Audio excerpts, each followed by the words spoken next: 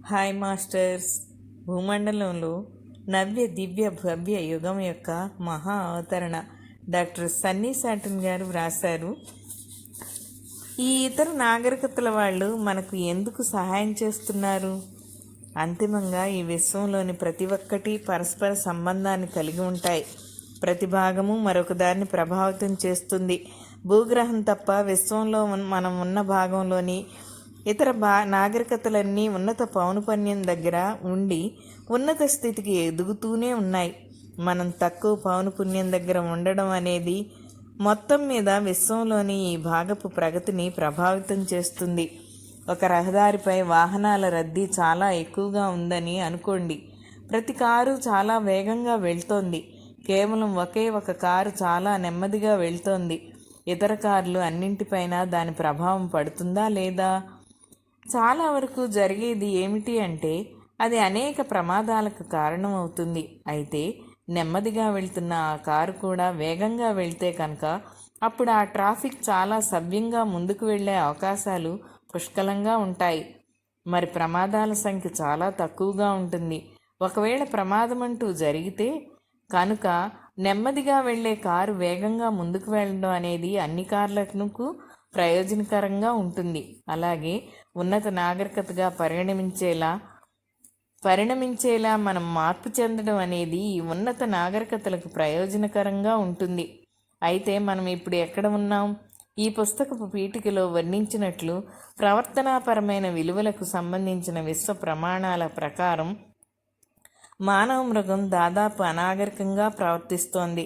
1 నుంచి 100 వరకు సంఖ్యలు ఉండి 1 అనేది అధమ స్థాయిని, మరి 100 అనేది అత్యున్నత స్థాయిని చూపించే కొలమానంపై మానవాళి బహుశా ప్రస్తుతం 3 సంఖ్య దగ్గర ఉంది. మనం ప్రస్తుతం మన డిఎన్ఏలో దాదాపు 3% మాత్రమే వినియోగించుకోగలగటం వలన బహుశా ఇలా జరుగుతూ ఉండవచ్చు. మనల్ని ఇంత అనాగరికులుగా చేస్తున్నది ఏమిటి? అధమ స్థాయిలో ఉన్న సమాజాలు అన్నింటిలానే మన సమాజం కూడా భయం మరి నియంత్రణ ఆధారంగానే పనిచేస్తోంది అనే వాస్తవంపై మన ప్రవర్తన ఆధారితమై ఉంది. శతాబ్దాల తరబడి మనం విభజించబడే ఉన్నాం. మనల్ని మనం ఇతర వ్యక్తుల నుంచి విడిగా ఉన్నట్లుగానే చూస్తున్నాం. అంతేకాకుండా ఇతరులు మనకు హాని కలిగించవచ్చు అనే కారణంతో ఇతరుల నుంచి దూరంగా ఉండాలని మనకు బోధించబడింది.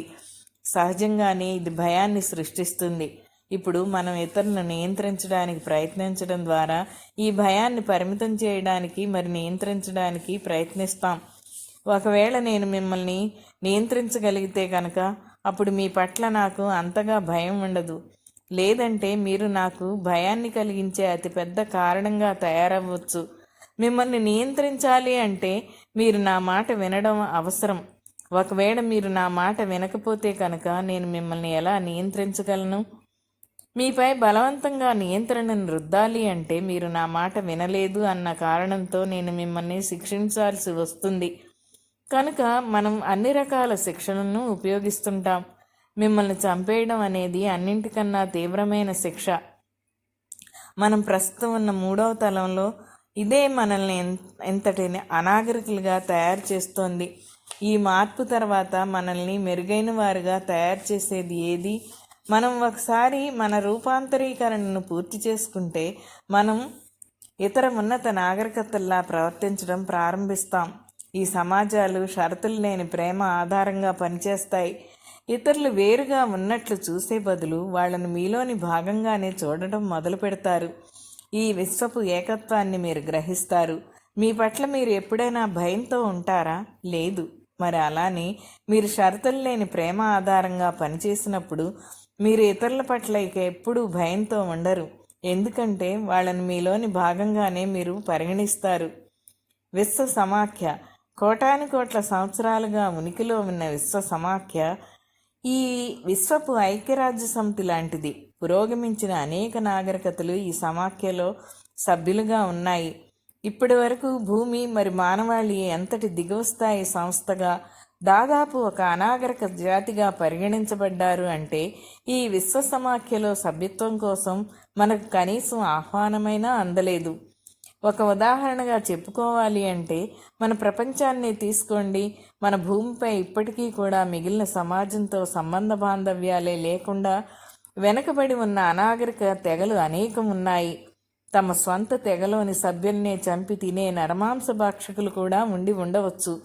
ఈ తెగల్లో ఏవీ మన ఐక్యరాజ్య సమితిలో చేరడానికి ఆహ్వానించబడవు. అయితే ఈ తెగల కూటముల్లో కొన్ని పురోగమించి మరింత నాగరికతను సంతరించుకుని పరిపాలనా వ్యవస్థను నియమాలను ఏర్పరచుకుని నాగరిక దేశాలతో కూడిన ప్రపంచ సమాజంలో చేరినప్పుడు వాటికి ఐక్యరాజ్య సమితిలో సభ్య దేశాలుగా ఉండడానికి ఆహ్వానం అందుతుంది. అలాగే ఒకసారి మనం 4వ తలంలోకి ప్రవేశించి మెరుగైన సమాజంగా రూపొందిన తర్వాత విశ్వసమాఖ్యలో నూతన సభ్యులుగా చేరడానికి మనకు ఆహ్వానం అందబోతోంది. మన ప్రధాన లక్ష్యం మంచి జీవితం. ఈ సమయంలో మన ప్రధాన లక్ష్యం ఏమిటంటే మనం స్వయంగా మార్పు చెందుతూ ఇతరులు కూడా మార్పు చెందగలిగేలా వీలైనంత మందికి సహాయం చేయాలి. అయితే తమ సొంత సంకల్ప స్వేచ్ఛ ఉపయోగించి ఆ సహాయం కోసం వెతికే వాళ్లకు మాత్రమే సహాయం అందించడం సాధ్యమవుతుంది.